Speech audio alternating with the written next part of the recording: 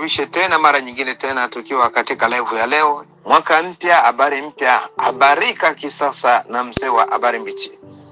Katika vichwa vya habari au habari ambazo tutakwenda kuziongelea siku ya leo, tutakwenda kuongea kuhusu vijiji takriban 6 hivi ambavyo vilikuwa mikononi mwa M23 RDF. Leo tukiwa tarehe ya 14 kulingana na mapambano yaliyofanyika jana, vijiji 6 vimerudi katika mikono ya waza wale. Hivi ni vijiji gani? Tulia pamoja na mimi hapa, lakini hapa tukiwa sasa katika Sud Kivu. Vijiji hivi juu ya milima ya teritware ya Fizi Uvira ndiko ambako mashambulizi haya yametendeka, hasa milima ya Fizi. Kana mimi hapa tutakupa na bila matokeo ambayo tumepewa na waza kutoka shamba la vita na namna ambavyo vita hivyo vimekwenda. Lakini pia taarifa nyingine ambayo tutakwenda kuongelea katika live ya leo, tutakwenda moja kwa moja kugusia au kuongea kuhusiana na kuondoka kwa vikosi vya SADC kutoka ndani ya ardhi ya Kongo na kuanza kujielekeza katika nchi zao kule walikotoka. Imekuwaje? Mahojiano ambayo yamefanyika kati ya viongozi wa SADC kwa maana ya majeshi yaliyoko ndani ya Kongo pamoja na vyombo vya habari, na kila ambacho SADC wamejibu tutakwenda kuweka wazi kila kitu hapa. Hiyo ni taarifa nyingine ambayo tutakwenda kuongea pia. Lakini pia taarifa nyingine ambayo tutakwenda kuongea ni kwamba tutakwenda kueleza hali halisi ya usalama katika jiji la Uvira, jiji ambalo kila mmoja sasa hivi duniani kote wanamulika macho watake kujua ni kitu gani kinachoendelea pale Uvira, pamoja na majeshi mengi ya waza yaliyopo pale, lakini pia majeshi mengi ya FARDC yaliyopo pale. Hivyo watu walali wanataka kujua ni kitu gani kinachoendelea pale au ni nini kitakachotokea mpaka kwa sasa. Huko na mimi mzee wa habari mbichi, ni kuombe tafadhali waweza kupartager lien kwa watu mbalimbali. Ni kuombe tafadhali partager lien. Na pia kama ni mara yako ya kwanza kukutana na mimi mzee wa habari mbichi, ni kualike abone katika channel yetu hii ili uwe mtu wa kuzisikiliza habari zetu kwa wakati sahihi, lakini pia hizi ndizo habari sahihi. Kabla sijakwenda kusoma habari moja baada ya nyingine, nikukumbushe kampeni ya Saidia Wazalendo Okoa DRC bado inaendelea kama kawaida, kama kawa. Wazalendo wanaomba mchango wako, kwa maana ya kwamba wanakuwa na mahitaji tofauti wanapokuwa katika mashamba ya vita. Hivyo wanataraji na kutegemea support yako wewe mtazamaji na msikilizaji wetu uweze kuunga mkono. Kwa namba yao ya Airtel unaweza kaandika alama kujumulisha 243 9974342237. Kwa wale wa M-Pesa waweza kuandika alama ya kujumulisha 243 835280223. Na wale wanaoweza kutumia PayPal ama Interac e-transfer waweza kutumia kupitia email cnd90D483883883@yahoo.com. Hizo ndizo njia kadhaa ambazo waweza kuchangia waza na sisi tukwambie, ukitumia kwa njia hiyo bila shaka bila mashaka, manake msaada wako unakuwa umewafikia moja kwa moja. Basi kabla tujakwenda kuongea habari moja baada nyingine, partager. Hii ni habari nzuri kwa wale ambao huwa wanashabikia wazalendo. Habari ya leo na mbichi ya leo inawahusu sana, kwa maana ni habari njema kwao kabisa. Basi ngoja tusome comment mbili tupate kujua namna ambavyo sauti inasikika kwa watazamaji wetu, alafu tuende kuzichana hizi habari mbichi, mifupa kwake, ngozi kwake. Uchague utakula nini sasa wewe mwenyewe. Yuko nani? Mtu wa kwanza kabisa huyu, kabla sijasoma ya mtu wa kwanza kabisa, ndugu Darius Mazambi, sio wa kwanza lakini tuanzie hapo. Darius Mazambi anasema kwamba na bado hawajaona kitu watasikilia kumwili yao. Na kaka Darius kutoka Bujumbura, sauti inasikika vizuri sana. Lakini pia Emmanuel Bombo anasema tulikuwa tunakusubiri utupe habari ambazo zitatujenga mioyo karibu sana. Lakini pia Eric Luziba anasema habari za kushinda na kufuata nikiwa South Africa Cape Town. Ila pia Kamili Lubunga anasema mimi tangia Kinshasa tuko pamoja na wazalendo kwa kukomboa daraja la Fizi kwa unyanyasi wa udongo wa Watusi. Okay, tuende. Lakini pia Mapigano Karbankia anasema Pastor, mbona tunasikia kwamba Plateau inajaa na M23 na tumeona wasoda wengi Uvira eti walitoka Kalemi, ni kweli? Lakini pia kuna Vision of Ego kaa kwenye mbichi ya leo, nadhani yako mengi utayasikia. Habari ya leo imejaa vionjo vingi sana. Wazalendo mtafurahi kidogo leo. Partagez mission s'il vous plaît.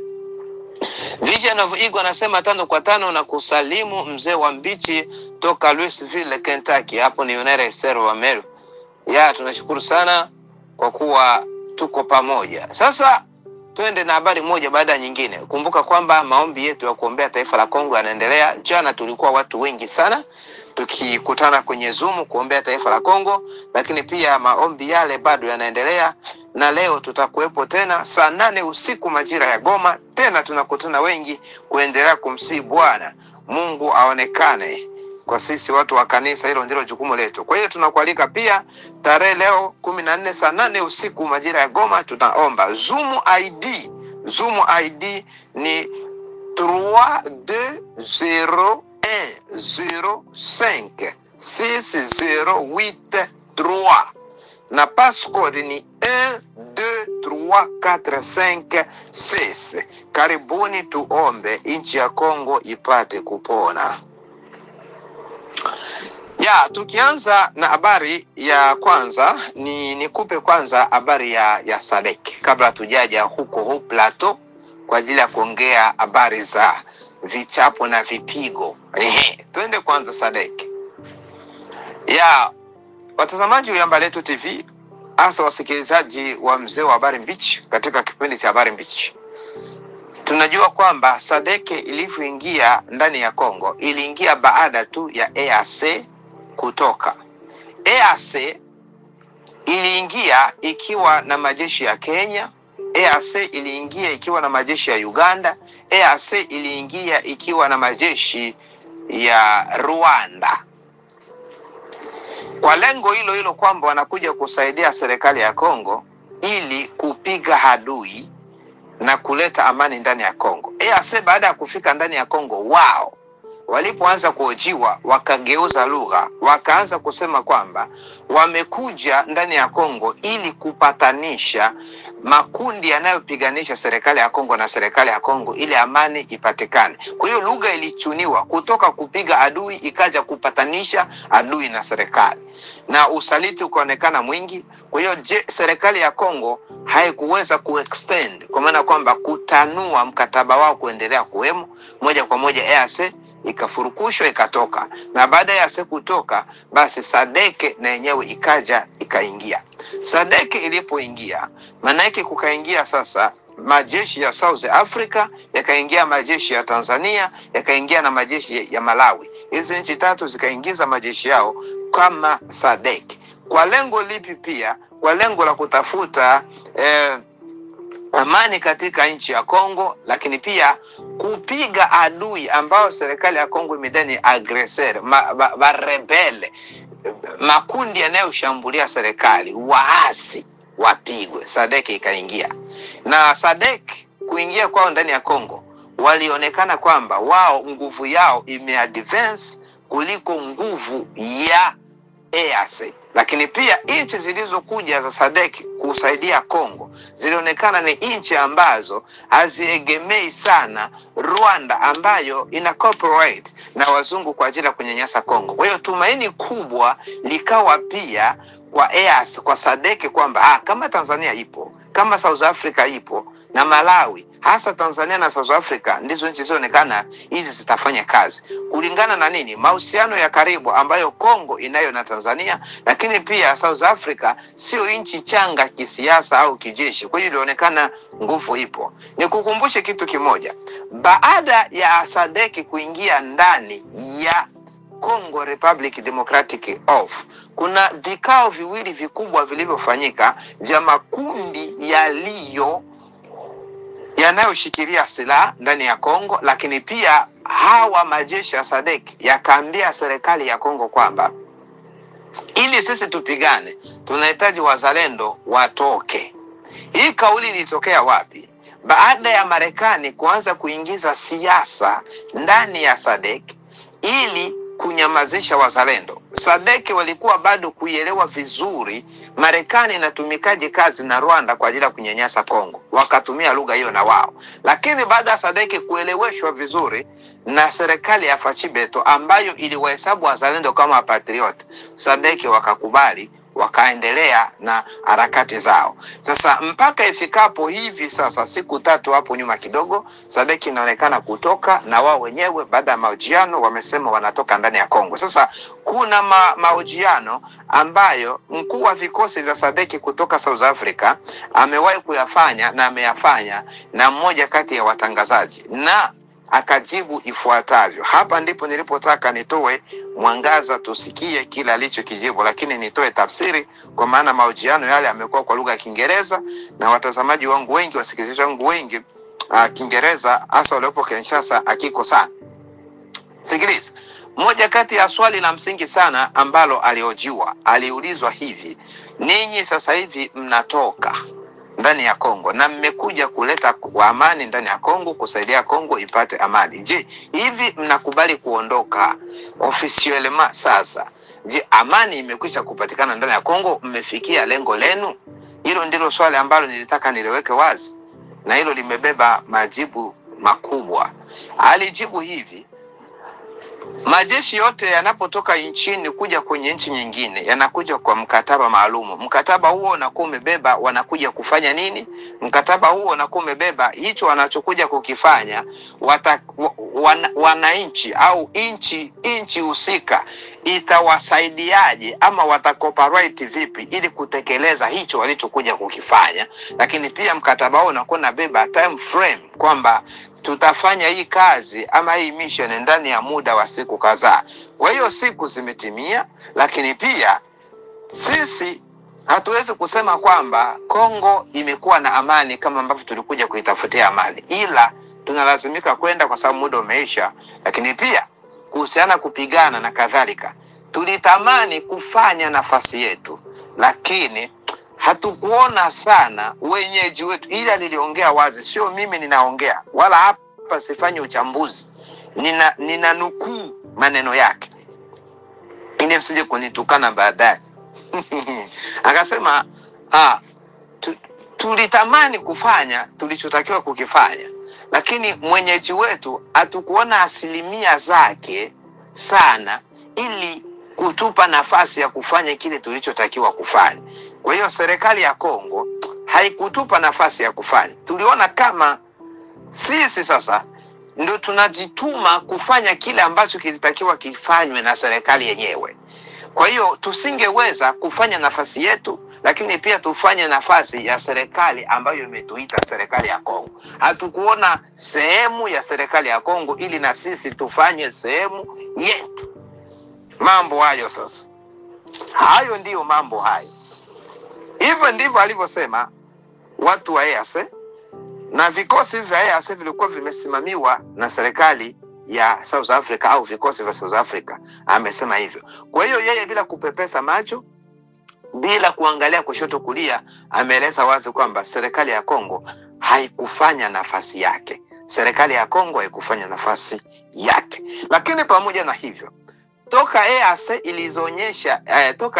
ilivyoonyesha kutokushiriki vizuri vita hivi, wakongomani wenyewe, raia walisema, wazalendo walisema, hauna haja ya kuleta vikosi kutoka sehemu mbalimbali. Vita hivi ni vidogo, adui hana nguvu, nguvu ya adui ipo kwenye siasa. Lakini tukienda kwenye risasi, adui hana nguvu. Tupe sisi wananchi tupigane vita hivi, tupe sisi wazalendo silaha, tupigane vita hivi, tutavishinda. Fachi akusikia lugha hiyo, akaleta SADC. Lakini pia SADC nayo imekuja inalipwa hela nyingi sana.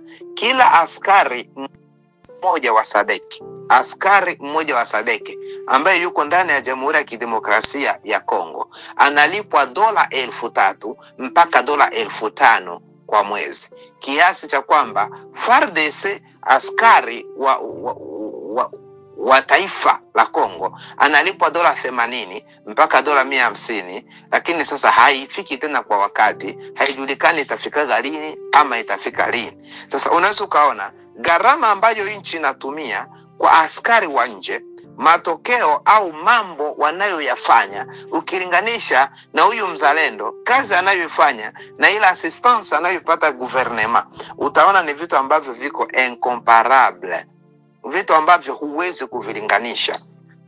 Kwa hiyo kwa taarifa iliyo rasmi kwamba tunavyoona hizi mishemishe SADC inaenda, kuna nusu kubwa ya ukweli kwamba SADC kwenda, nusu ya ukweli mkubwa ipo hivyo. Kama inaweza isiende ama ikabaki, hayo labda ni mambo mengine, ila kwa lugha zao zinaonekana hivyo.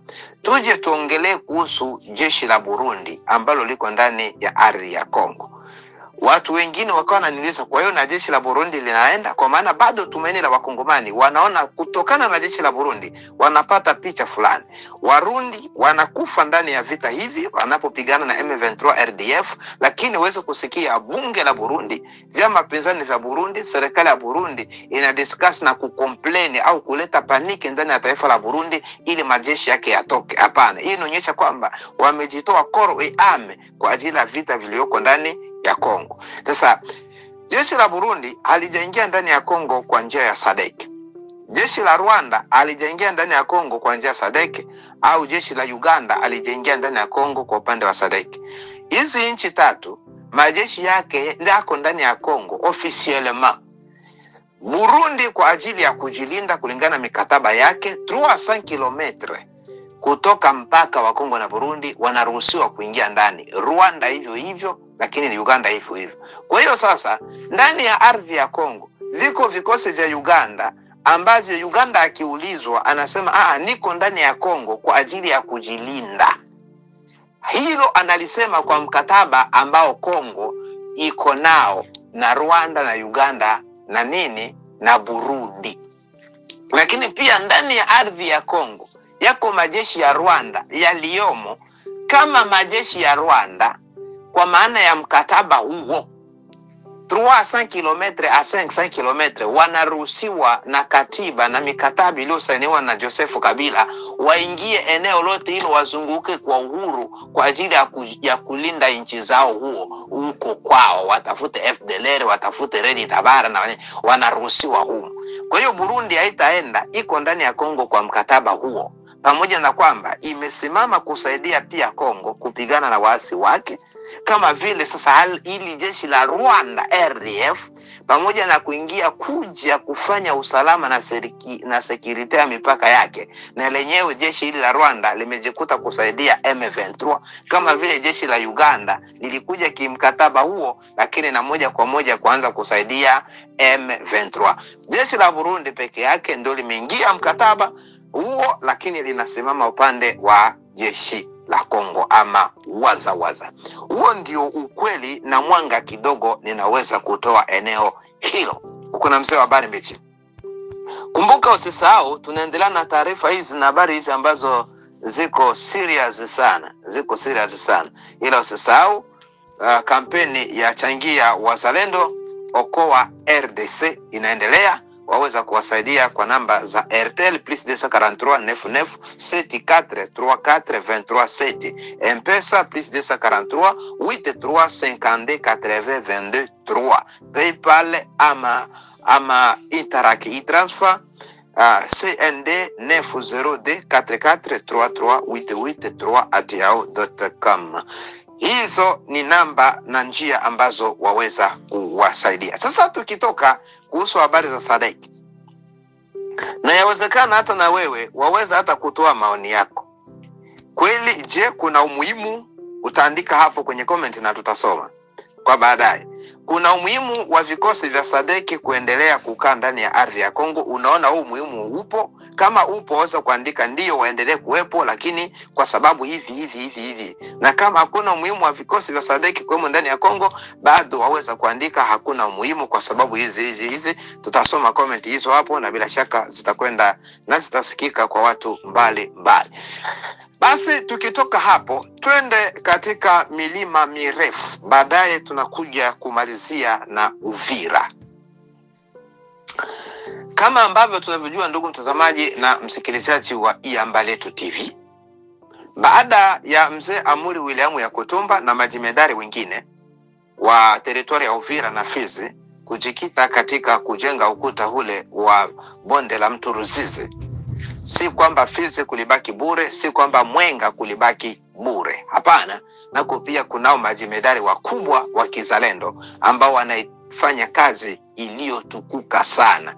Kwanza kabisa, taarifa ya awali ambayo tumeipata na video ambazo tumerushiwa, hatutazirusha hapa, zinaeleza kwamba wako vijana wengi sana kutoka Mwenga huko, kutoka teritoria ya Mwenga huko, vijana wengi kutoka Manyema huko, province ya Manyema, wametembea kwa mguu kutoka Manyema, na hivi ninavyoongea na wewe tarehe ya 14 wako baadhi wamekanyaga ardhi ya Fizi, wako kwenye jiji la Baraka kujiunga na vikosi vya kizalendo kwa ajili ya kuwaongezea na wao nguvu kupambana, baada ya kuona kwamba mapambano yako makali huko Fizi na Uvira, na wao kule kwao Manyema ni kama kidogo hakujachanganya sana, kwa hiyo wamepokelewa huko. Sasa mmoja kati ya jemedari ambaye yuko ni pamoja na ndugu Zelambuma Biloze Bishambuka. Sasa hapa niongelee Biloze Bishambuka. Kuna atake ambayo RDF M23 wamekuja kushambulia ndugu Biloze Bishambuka, ambaye baadhi ya askari wake na majeshi yake yalikuwa maeneo ya misitu ya vijiji vya Tolongi. Kwa hiyo M23 wakaja M23 ndo walikuja wao kuwashambulia. RDF ndo walijikoki, wakajiseti, wakala na uvumba, wakala na udi, wakatengeneza na ubani, na wenyewe M23 RDF kama wameshapata maji yao ya mai sijui, wakanawa na maji yao. Wakanawa na wao, wakaja wananuka kweli parfeza mingi sana. Wakamkuta Biloze Bishambuka. Sasa ndipo shambulizi likaanza rasmi. Na unavyojua habari za vita ndugu mtazamaji na msikilizaji wangu, anayekwenda kushambulia mwenzake, huyu ndiye ambaye anayekuwa amevipanga vita, kuviplani. Manake ndiye ambaye anakuwa ameweka ramani ya vita vyake, anakuwa amebeba kusudi la vita, anakuwa amekwisha kuelewa nguvu ya adui, anakuwa amejiseti nitampiga hivi. Kwa hiyo haendi ili kushindwa, anaenda twende sasa kuwapiga. Hiyo ndio inakuwaga kusudi la yule anayekwenda kushambulia. Kwa hiyo wakamshambulia mwanaume pale. Ile wapo wakasikia tu mchele unaanza kumwagwa, mazito. Sasa wanaume waza wale wakastuka kwa haraka sana, wakafanya commandement yao militaire ya haraka, intervention rapide kwa ajili ya kurepondre vita ambavyo vimewakabili ghafla. Kwa hiyo mtutu ulianza kulia hapo, na maeneo mengine kumbe alikuwa amejigawa M23 RDF makundi, na ninyi mtashambulia hapa na pale. Sasa nitakupa bilan general, kwa maana mbichi ya leo haitakuwa ndefu, ni fupi sana, ili twende kwenye vipindi vingine. Sasa baada ya vita kupiganwa maeneo mbalimbali, waza wale wanaripoti kwamba wamevenkre vita, na kwa spidi ambayo walikuwa wamekuja nayo M23 RDF walikuwa kabisa wameweka mdomo katikati ya meno, maana yake walikuwa wamejiseti vizuri. Ila kwa kuwa mzalendo na yeye akiweka mdomo katikati ya meno, ni harufu, maana yake hapo una swali la kujibu. Taarifa ambayo tumeipokea kwa sasa hivi, kuna baadhi ya vijiji ambavyo walipigwa mpaka wakasukumwa. Walipigwa mpaka wakasogezwa. Sasa ile wameshindwa kukamata walikoenda kupiga, wakatandikwa kwanza hapo, alafu wakaenda wanafuatwa na kufuatwa, na huko walikokuwa wameacha na mabegi yao, tuache kwanza mabegi hapa na kutandikwa, basi wakapelekwa vita vikaendelea mpaka huko. Sasa mpaka hivi tunavyoongea, kwa maana na watu wengine walikuwa na maswali, wameuliza kuhusu vijiji mbalimbali ambavyo wamesikia vita vinafanyika vinaendelea. Hivi vijiji nani yuko hapa? Bila inasema hivi, bila ama village inasema village kama vile Komoni, sijui village hizi na siwezi kuzilokalize ziko wapi, lakini taarifa ambazo tumezipewa na wazawaza, village kama vile Komoni, village kama vile Kuirumba, village kama vile Tolonge yenyewe ambayo ndio ilikuwa kama mwanzo mapigano yalipoanzia, village kama vile Kamimbi, village kama vile Marangu. Sijui hivi vijiji vinapatikana maeneo ya wapi na wapi, lakini hizi ni taarifa wazawaza wametupa. Hizi zilikuwa village ama vijiji ambavyo M23 ndio walikuwa wamevizibiti. Sasa kwa mashambulizi ya jana na mpaka leo asubuhi, vijiji hivi vimenyang'anywa na vipo katika mikono sasa ya wazawaza wale, na wamefanikiwa kufukuza RDF ambao walikuwa wamevitamalaki vijiji hivi.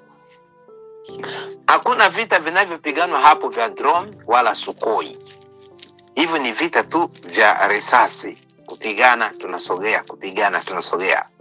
Na wazalendo wanasema wanashukuru. Wazalendo wanasema wanashukuru kwa maana katika vita walivyopigana siku ya jana na leo katika vijiji hivi na wao kuvikalia, kuna baadhi ya risasi ambazo wamezikamata, kuna baadhi ya bunduki ambazo wamezikamata, lakini pia kuna baadhi ya vifaa vidogo ambavyo wamevikamata. Pamoja na kwamba hawajafika kukamata maeneo wanayoona wao ni makubwa kwa upande wa M23, ambapo hayo maeneo yanaweza kuwaumiza kichwa. Na maeneo makubwa ni yapi? Wanasema kama vile kijiji cha Minembwe.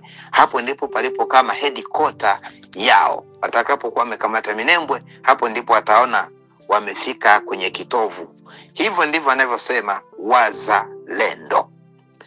Kwa hiyo ni taarifa kwa wazawaza wale, ni taarifa kwao ambayo ni nzuri na wanajipongeza katika hiyo.